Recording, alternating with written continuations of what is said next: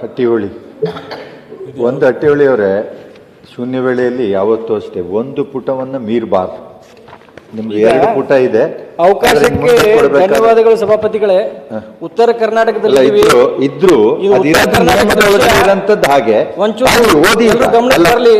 ಒಂದ್ ನಿಮಿಷ ಮುಂದೆ ಬೇಕಾದ್ರೆ ಆ ರೀತಿ ಕೊಡಿ. ಈಗ ಕೊಟ್ಟಿದ್ದೀರಿ, ಓದಿ. ಭಾವನೆಗಳನ್ನು ಅರ್ಥ ಮಾಡ್ಕೊಳ್ತೀನಿ ತಮ್ಮ.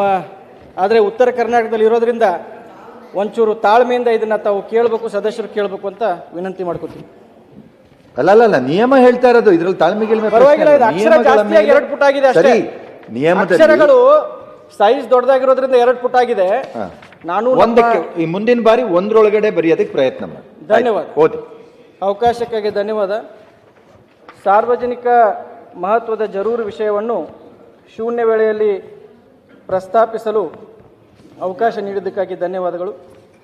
ವಿಜಯ ಕರ್ನಾಟಕ ದಿನಪತ್ರಿಕೆ ದಿನಾಂಕ 14 ಡಿಸೆಂಬರ್ 2025ರಂದು ಪ್ರಕಟವಾಗಿರುವ ಮಹತ್ವದ ವಿಷಯವೊಂದರ ಕುರಿತು ಶೂನ್ಯ ವೇಳೆಯಲ್ಲಿ ಸರ್ಕಾರದ ಗಮನ ಸೆಳೆಯಲು ಬಯಸುತ್ತೇನೆ.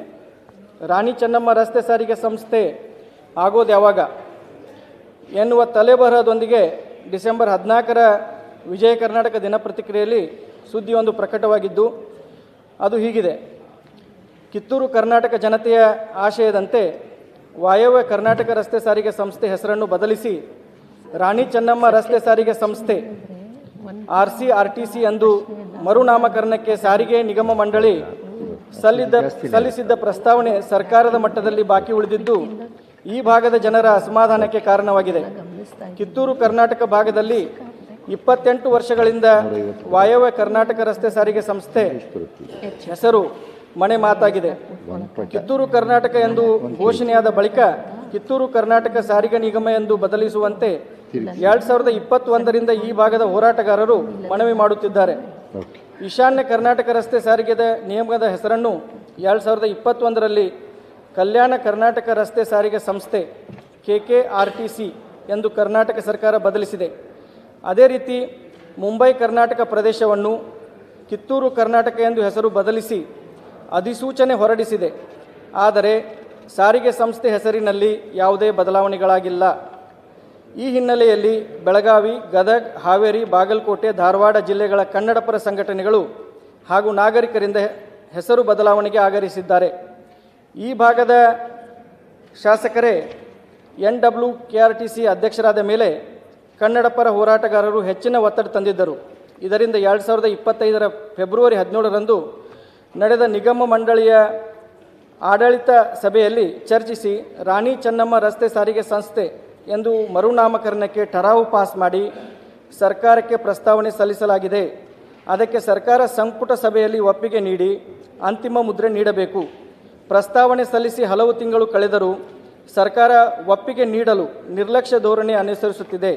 ಉತ್ತರ ಕರ್ನಾಟಕ ಪ್ರತ್ಯೇಕ ರಾಜ್ಯ ಅಭಿವೃದ್ಧಿ ಬಗ್ಗೆ ಮಾತನಾಡುವ ಈ ಭಾಗದ ನಾಯಕರು ಈ ಬಗ್ಗೆ ಮೌನ ವಹಿಸಿದ್ದು ಏಕೆ ಎಂದು ಜನರು ಪ್ರಶ್ನಿಸುತ್ತಿದ್ದಾರೆ.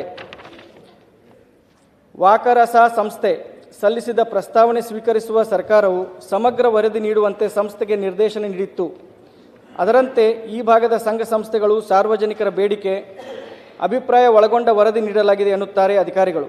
ಉತ್ತರ ಕರ್ನಾಟಕ ವಿಷಯ ಬಂದಾಗ ರಾಜಕೀಯ ನಾಯಕರು ಮತ್ತು ಅಧಿಕಾರಿಗಳು ವಿಳಂಬ ನೀತಿ ಅನುಸರಿಸುತ್ತಾರೆ. ಪ್ರಸ್ತಾವನೆ ಸಲ್ಲಿಕೆಯಾದ ಬಳಿಕ ಹಲವು ಬಾರಿ ರಾಜ್ಯ ಸಂಪುಟ ಸಭೆ ನಡೆದಿವೆ.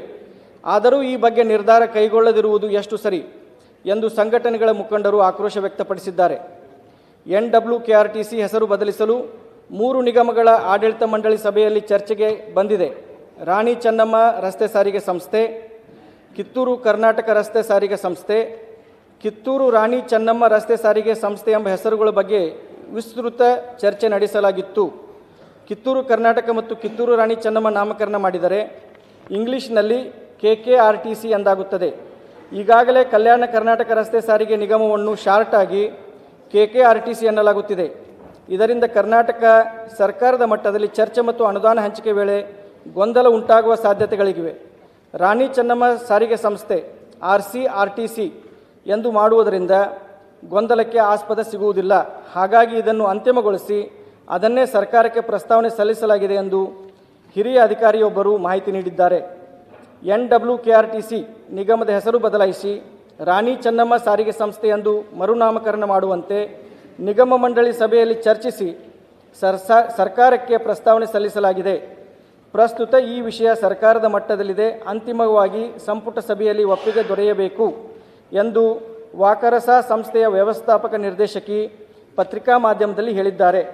ಪ್ರಮುಖ ದಿನಪತ್ರಿಕೆಯಲ್ಲಿ ಪ್ರಕಟವಾಗಿರುವ ಈ ವರದಿಯ ಹಿನ್ನೆಲೆಯಲ್ಲಿ ಈ ವಿಷಯದ ಕುರಿತು ಮಾನ್ಯ ಸಾರಿಗೆ ಸಚಿವರು ಮತ್ತು ಮಾನ್ಯ ಮುಖ್ಯಮಂತ್ರಿಗಳ ಗಮನವನ್ನು ಸೆಳೆದು ವಾಯವ್ಯ ರಸ್ತೆ ಸಾರಿಗೆ ಸಂಸ್ಥೆ ಹೆಸರನ್ನು ರಾಣಿ ಚೆನ್ನಮ್ಮ ಸಾರಿಗೆ ಸಂಸ್ಥೆ ಎಂದು ಬದಲಾಯಿಸುವ ಕುರಿತು ಸರ್ಕಾರದ ನಿಲುವೇನು ಎನ್ನುವುದನ್ನು ಸ್ಪಷ್ಟಪಡಿಸಬೇಕು ಹಾಗೂ ಸದರಿ ಸಂಸ್ಥೆಗೆ ತಕ್ಷಣ ಮರುನಾಮಕರಣ ಮಾಡುವಂತೆ ಆದೇಶಿಸಬೇಕೆಂದು ತಮ್ಮ ಮೂಲಕ ಸರ್ಕಾರಕ್ಕೆ ಒತ್ತಾಯಿಸುತ್ತೇನೆ. ಧನ್ಯವಾದ. ಸಭಾನಾಯಕರು ಸಭಾಪತಿಗಳೇ, ಸಂಬಂಧಪಟ್ಟಿರುವ ಸಚಿವರಿಂದ ಉತ್ತರ ಒದಗಿಸಲಾಗುವುದು. ಒಂದು ಕರೆಕ್ಷನ್ ಇದೆ.